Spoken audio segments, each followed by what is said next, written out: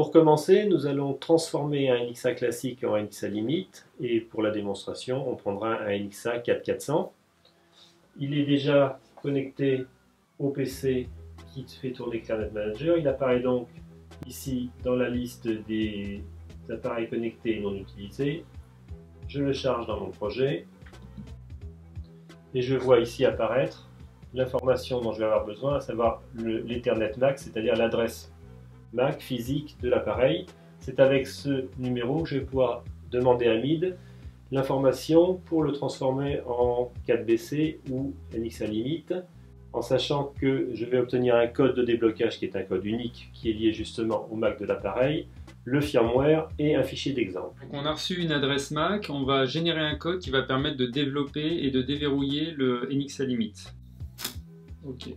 Ici ça nous donne un code qui sera le B35282C6 et avec ça on va pouvoir transformer le NXA limite. J'ai donc reçu le mail de MID dans lequel se trouve le code de déblocage du NXA limite que j'ai noté sur ce joli petit post-it et un fichier zip qui contient à la fois le firmware et un fichier d'exemple. Et je rouvre mon Clarnet Manager.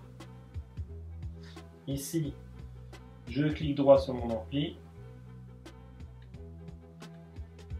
et je fais firmware upgrade. Je vais chercher mon firmware sur mon bureau.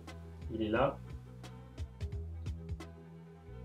Je mets à jour le firmware de l'appareil. Attention à ne pas le débrancher ni éteindre l'ordinateur pendant ce processus. Voilà, c'est terminé. L'appareil redémarre.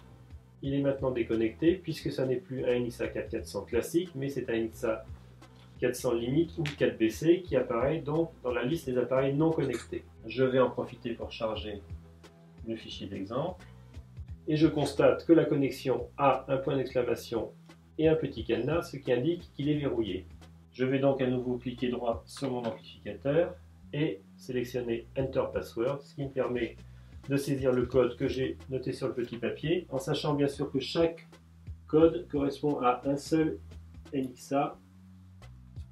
Donc là j'ai chargé en fait la version de démonstration. On va voir tout à l'heure comment on s'en sert, mais déjà nous avons un NXA limite et nous pouvons constater que l'affichage comporte nos 4 bandes avec le filtre ici et 4 compresseurs et 4 limiteurs, et ceci bien sûr pour chaque canal.